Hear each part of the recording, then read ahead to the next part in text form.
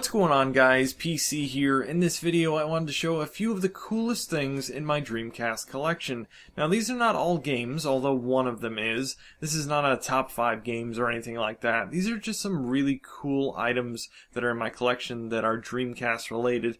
And I really wanted to show them off, even though a couple of these I've already shown in previous videos, but they were a long time ago from really old videos. So some of you probably have never seen these before, but these are just some really awesome items that I have in my collection that I'm really happy to have. So let's start off with these items here, which is actually a collection of a few different items. First of which actually kind of tells you what the theme of these items are. And that is this Mobile Assault Tour sticker. Now, the Dreamcast Mobile Assault Tour was a tour that Sega did around the US to promote the Dreamcast. I believe it was in 2000, if I'm not mistaken. Maybe 1999, but I think it was 2000. And they would go around the US to different cities, and they would stop with this truck with a big Mobile Assault Tour logo on it. And out of this truck came a few ATVs, and all of these ATVs had screens and Dreamcasts attached to them, so they could do competitions and things like that.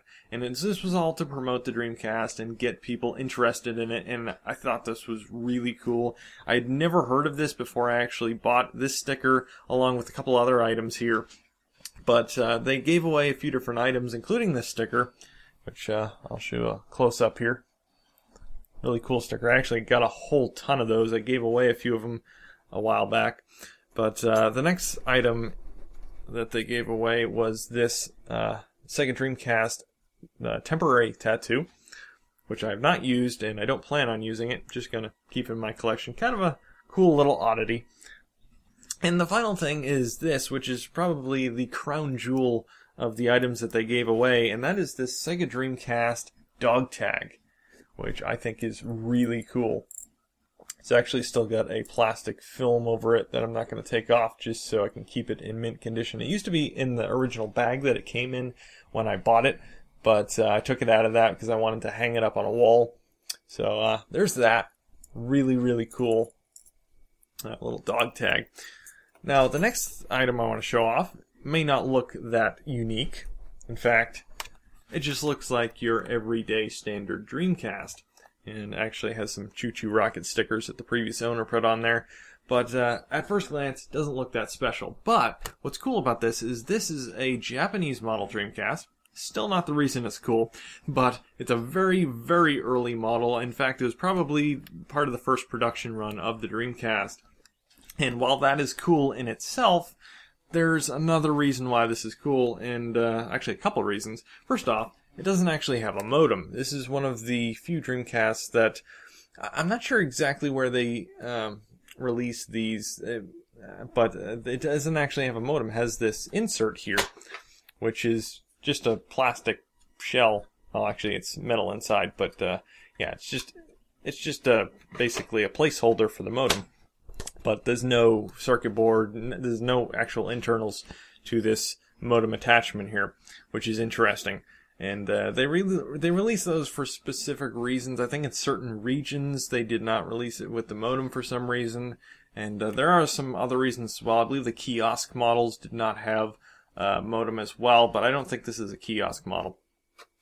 But there's another reason why this is a cool Dreamcast, and that is because it has actually been modded. And you can see there's a little switch on the corner here. And this is not for switching between different BIOS versions. No, this is actually way before the BIOS mod even existed. This is a very early modded Dreamcast. Probably one of the first mods that was ever done on a Dreamcast. And this was to play imports. Now, obviously, the reason that this mod was put in was so that whoever imported this, obviously a huge Sega fan, imported this probably at launch, on the Japanese launch, and wanted to be able to play US games once they were released. And so they had it modded. Now, this does not switch between BIOS chips, like I said. Now, what it actually does is it manipulates the disk drive so that the disk can be swapped from a Japanese game to a US game. And that's how they were able to play US games on a Japanese Dreamcast way back before the BIOS mod existed. So I just think it's a cool bit of history. It's basically the original Dreamcast mod. And I thought it's kind of cool. It's kind of useless today because you have boot disks, you have the BIOS mod, so it's rather useless and kind of archaic way of actually booting imports on a Dreamcast. But I just think it's cool for that reason. So last but not least, we have this here, which is a copy of Ooga Booga. Now, it's not just a copy of Ooga Booga. As you can see, sure how close I can get that here, but I'm sure you can see that. There are a bunch of signatures on this copy of Ooga Booga. Not only that, it's also sealed, but these signatures are very special because these are the developers of the game. Well, at least most of them. I was able to contact Visual Concepts a few years back because I had some questions. I specifically contacted the lead engineer of this game, who is Nate Bamberger, a really cool guy. I've talked to him quite a bit over the years, and he's just a really, really down-to-earth cool guy to talk to. But I had actually asked him one day if he would be willing to sign my copy of Ooga Booga. And he was nice enough to do so. So I sent it in to him.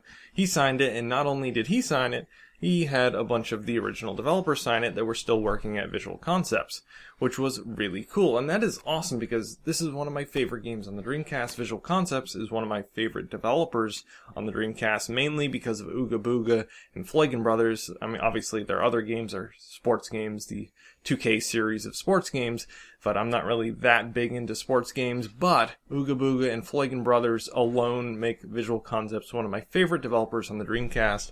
So I'm really thrilled to have a sealed, signed copy of Ooga Booga. Even though this game really was never that well received, it didn't really sell all that well, mainly because it was released after the Dreamcast was discontinued, so I don't think a lot of people took notice of it. But it's a really fun and unique party, sort of like a Smash Brothers sort of game. And I really enjoy it, and it's really cool to have a signed copy of it. I was actually lucky enough to get to work with the Visual Concepts team to essentially hack their own game in the way of Flagon Brothers to unlock the DLC for it earlier this year, and that was a real privilege to be able to do that. And so, yeah, these are some really cool guys, and really happy to have this in my collection. But there you have it. Those are a few really cool items that I have in my Dreamcast collection. I hope you enjoyed a look at those. And I would like to know if you guys have any interesting or unique items in your Dreamcast collection. You can leave a comment down below or make a video response if you so happen to want to do that.